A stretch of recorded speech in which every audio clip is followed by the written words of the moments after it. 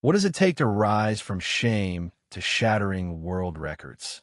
At 8 years old, Lila Carter stood trembling on the edge of a dusty track, her small hands clenched into fists, her heart pounding not from the race but from the sting of her coach's words. "You're too slow, Lila. You're wasting everyone's time." The other kids snickered, their eyes darting between her flushed face and the ground. That moment, sharp as a blade, carved itself into her memory. It was the kind of humiliation that could break a child, the kind that lingers like a shadow. But Lila was no ordinary child. Deep within her, a spark flickered, a spark that would one day ignite a fire no one could ignore. Lila grew up in a small town where the track was more dirt than pavement, and dreams of greatness felt as distant as the city skyline. Her parents, hardworking but always stretched thin, couldn't afford fancy gear or private lessons. Yet, Lila loved to run. She ran through the fields behind her house, her bare feet slapping against the earth, chasing the wind as if it could carry her away from that awful day. At 8, running was her escape, her joy, until Coach Harlan's words turned it into a source of shame. After that practice, she stopped showing up. She told her mom she hated track, that she'd never run again. But at night, when the house was quiet, she'd slip outside and sprint under the stars, her breath ragged, her heart whispering, "You're not slow. You're not a waste." By 10, Lila's spark had grown into a quiet resolve. She returned to the track, but not to Coach Harlan's team. She found a community running club led by Ms. Elena, a retired sprinter with a warm smile and a knack for seeing potential where others saw none. Elena didn't care about Lila's scrawny frame or her worn-out sneakers. She saw the fire in her eyes. "You run like you've got something to prove," Elena told her, handing her a pair of second-hand spikes. "So prove it."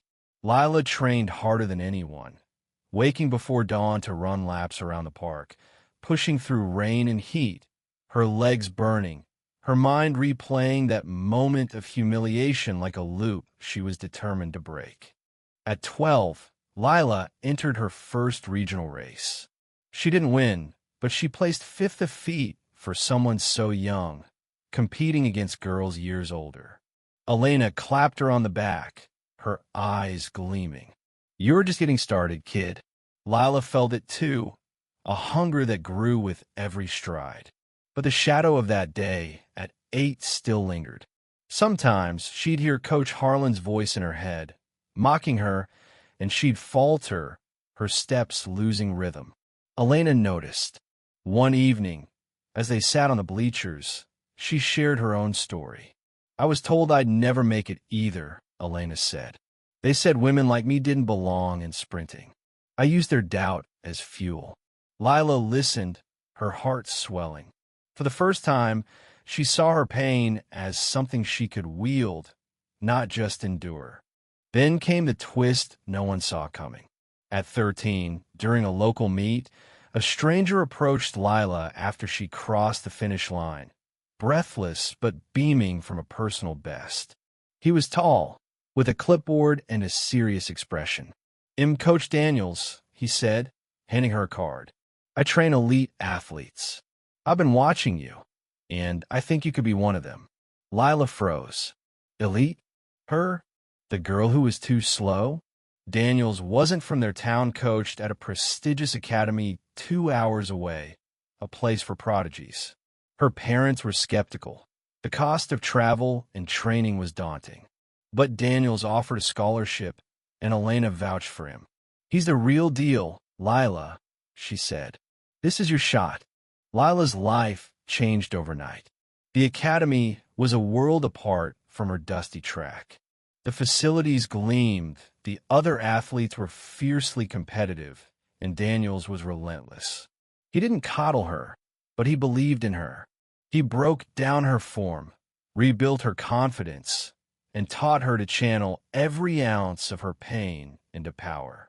Lila trained harder than ever, her days a blur of sprints, drills, and sweat. She missed her family, her old friends, but she carried their faith in her like a torch. By 14, she was winning every race she entered, her name starting to ripple through the track world. People whispered about the girl from nowhere, the one who ran like she was chasing something bigger than a finish line. But the real test came at 15 at the National Junior Championships. The stadium was a colossus, packed with thousands of spectators, the air electric with anticipation. Lila stood at the starting block, her heart pounding, not with fear but with purpose. She was up against the best in the country, girls who'd been groomed for this moment since they could walk. As the gun fired, she exploded off the block, her legs a blur, her mind clear. She didn't hear Coach Harlan's voice. She didn't hear the crowd. She felt only the rhythm of her breath, the strength in her muscles, the fire in her soul.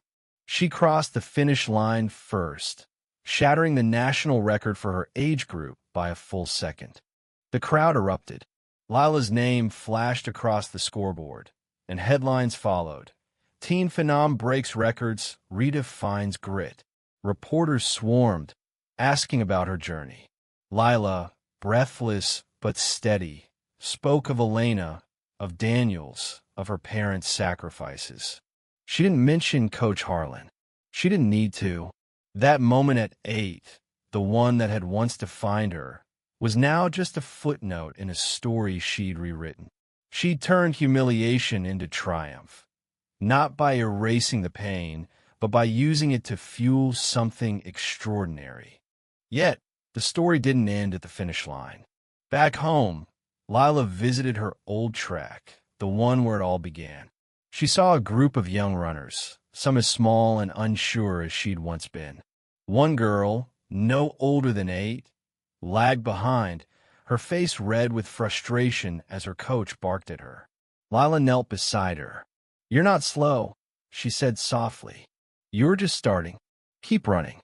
The girl's eyes widened, and Lila saw its same spark she'd once carried. She knew that spark could change everything. Lila's victory wasn't just about records or headlines. It was about proving that no one's words, no matter how cruel, could define her.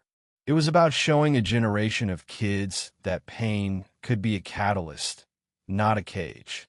At 15, she wasn't just a champion. She was a beacon, a reminder that the spark within us, no matter how small, can light up the world if we dare to let it burn.